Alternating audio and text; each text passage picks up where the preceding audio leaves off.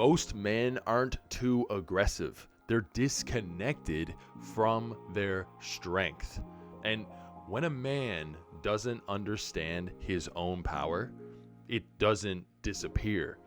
It leaks out sideways as passivity, resentment, control, or sudden explosions. So the problem isn't aggression. The problem is unregulated men. What's up? I'm Curtis Mercer, nervous system identity coach. This is Unmasked Coaching, where men learn to understand their inner world instead of suppressing it. When people hear the word aggression, they think violence, they think yelling, they think domination. But aggression isn't violence.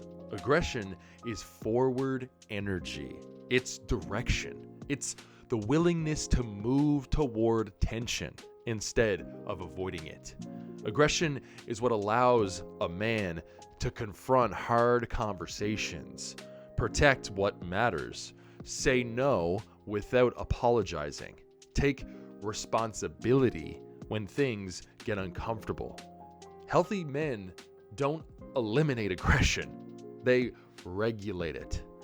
That energy isn't toxic. It's essential. Men and women are different. Not better or worse, just different.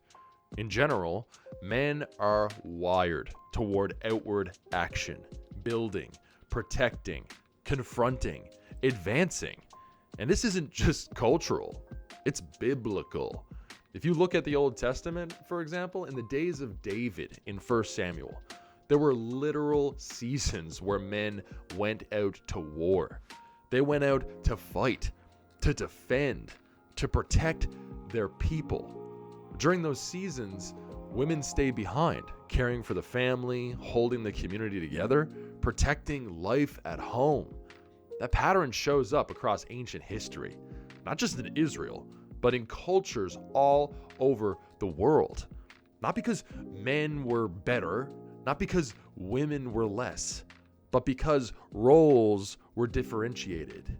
That outward confrontational energy in men, it isn't a flaw. It's baked into who we are. It's how we function. It's how God designed us. Unregulated aggression doesn't look like strength. It looks like controlling behavior. Passive aggressive comments. So she's neutral and not malicious. And she says, "Hey, I told my sister we'd go to her place this weekend." And he responds by not responding and thinking he wanted rest. He wasn't asked. He didn't actually respond to her the way that he should by just being honest about the situation. And instead he goes passive aggressive. Yeah, sure, whatever you think. Silence followed by explosions. Demanding respect while avoiding responsibility. That's not masculinity. That's a nervous system that doesn't know how to hold power. Unregulated men don't look powerful. They look unpredictable. Healthy aggression is regulated strength. Regulation doesn't mean calm. It means choice. It's calm firmness, clear boundaries, direct communication. It's a man who can say, "This doesn't work for me," without yelling and without disappearing. Healthy aggression protects without controlling. It confronts without demeaning. It holds ground without needing to dominate. So she says, "I told my sister we'd go this weekend." And he's thinking to himself and he's feeling he wanted rest. He noticed the tension, right? And then he responds, "Hey," and this is him responding regulated and direct. "Hey, I actually need a low-key weekend. Can we talk about it before deciding?" A lot of men were taught that assertiveness is dangerous. So they went passive. They avoided conflict. They shrank. But here's the truth. Passive men, they're not safer. They're just disconnected from their strength. Because unexpressed aggression doesn't disappear. It builds pressure. And she says, "Are you okay? Like, you've been really quiet lately."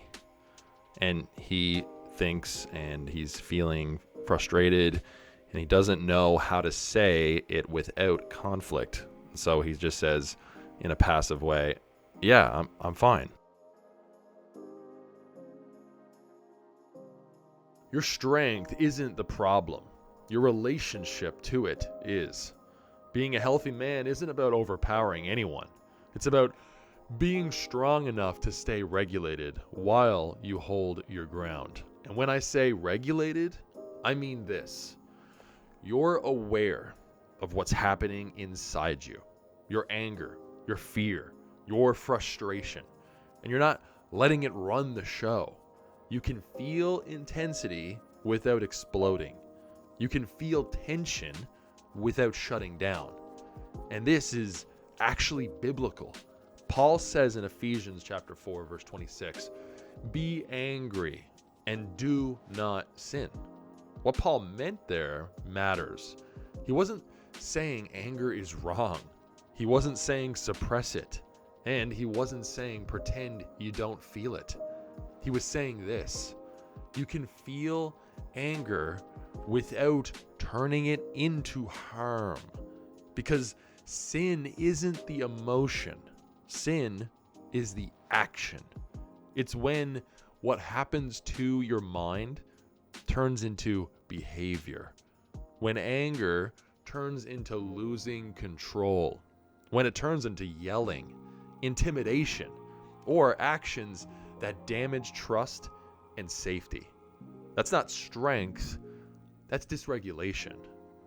Regulation means you feel the anger, but you choose how you act. You're present in your body, clear in your words, and responsible for your actions. And I want to say this clearly, by the way. You don't have to carry this like a burden. This isn't about perfection, and it's not about shaming yourself when you mess up, because you will mess up. And when you do, the point isn't guilt. It's awareness. You notice it, you learn from it, and next time you respond a little differently. Paul also says in Romans that there is no condemnation for those who are in Christ Jesus. God isn't waiting for you to stop being messy. He already knows you are. That's not a surprise to him. That's the context he meets you in. God works with you in the mess, not by shaming you out of it. That's grace. That's growth. And we give language to that here at Unmasked Coaching. That's real masculinity. That's what coming home looks like. If this resonates with you, I'd invite you to subscribe. I'll be sharing more videos like this every Monday at 7 p.m. Eastern, helping men understand their inner world and come home to themselves.